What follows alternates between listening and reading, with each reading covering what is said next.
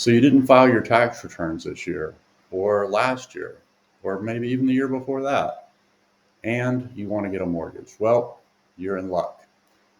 Today, I'm going to talk to you about some mortgage products where not only do you not have to file tax returns, but you don't have to show paycheck stubs.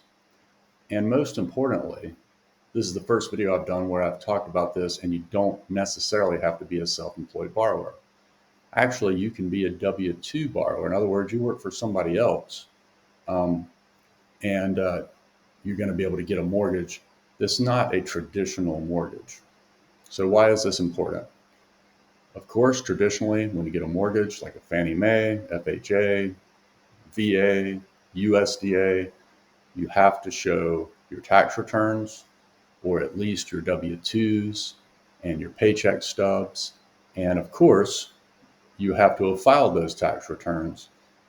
So you might have a situation where, and I see this sometimes maybe where people are getting divorced, and for whatever reason, maybe they're going through some sort of, disagreement on how to settle a divorce. So they haven't filed their tax returns for whatever reason.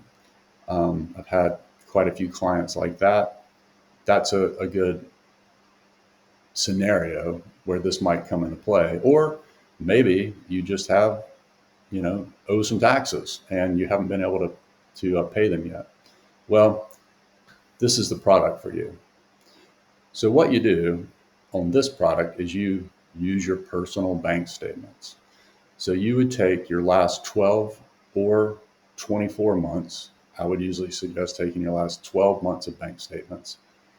And we just use the deposits. So they can't be transfers from other accounts. You can't have transfers from savings accounts or some other bank account.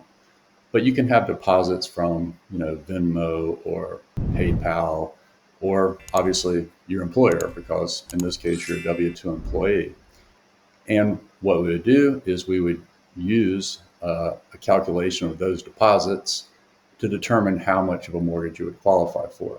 So what are the differences in these kind of mortgage is in comparison to a traditional type of mortgage? Well, the most different thing, let's say, is that you're going to have to put more money down, at least 10%, probably 15% down. So you are going to have more cash to put down than you would traditionally. Your credit score, well, it should be pretty good. Let's just say at least a 680. Of course, the higher the credit score, the better. Obviously, like we said, there's different documentation, less documentation. So that's obviously a key difference. But also, obviously, the interest rates are going to be higher.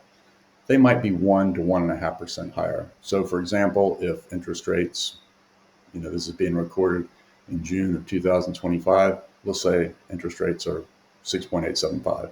You might pay 7.875 or 8.25 or what have you. But there won't be any mortgage insurance, so that's a plus. And there are, in general, it's just going to be a more expensive mortgage. But it's a great option, and it's an option, frankly, that hasn't been there in the past. This only came out recently. So traditionally, what we would have to do in a case like this is, you would probably have to get a no ratio loan where you would have to put more money down, have better credit, have much higher interest rate. We just don't use any income. Or you would just have to have somebody else buy the house for you. And then when you get your tax situation straightened out, I guess you would buy it from them. So if you want to get more information on this, if this sounds like something that might solve your problem, just put a comment below, or of course, reach out to me on my website, mortgagesbyscott.com. If you found this video helpful, it'd be really helpful for me if you would click like and subscribe, and share it with a friend. All right, thanks.